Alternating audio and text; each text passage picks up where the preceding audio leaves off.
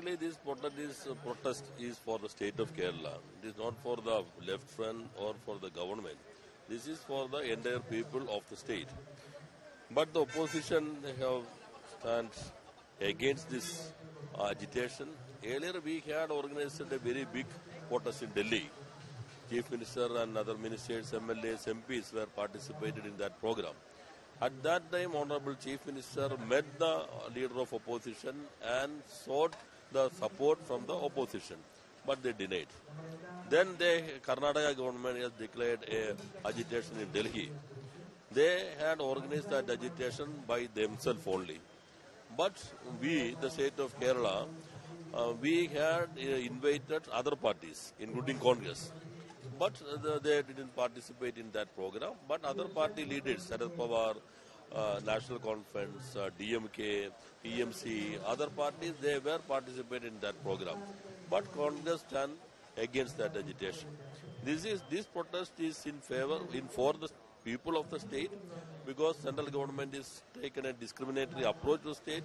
They have denied the tax pool to the allocation to the state, and also they are denied the grants to the state, and also they are not allowing the state government to borrow money from different agencies as per the act passed by the state legislature. As per the constitution, the public debt of the state is in the state list. The state legislature has the full legislative competency to borrow as per the provisions in the act passed by the legislature. Union government's debt, that is public debt of the country, that is on the union list. The parliament has the legislative competency. But now the central government made several interpretations and they are denied the permission to borrow. That is a financial emergency and attack to the state of Kerala. That is why we have decided to conduct a protest here under the leadership of the Honorable Chief Minister, and all ministers are participating in this agitation. MPs and MLAs are also participating, and left party leaders are also participating in this agitation. Central government has given everything to the state of Kerala, and he also said that BJP will come to power in Kerala as well.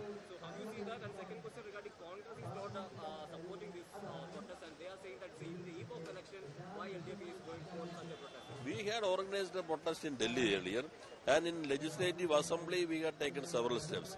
But Congress stands with the BJP in this issue. Otherwise, they could have participated in this program. They could have participated in the Delhi protest against the union government. But they are joining hands with the BJP and they are taking that positions. In the last elections, the BJP's prediction, they would get 30 seats in the assembly. But they lost their single seat, which is in Nemo. This time, the people of Kerala is recognized the discriminatory approach of the union government towards the state, why they are denying the grants to the teachers of the schools, and why they are dismantling the Narega program. These things are very crystal clear to the people. Then Amit Shah's speech is recognized by the people. What is the reality? I think BJP is taking a stand against the governments which are led by the opposition parties.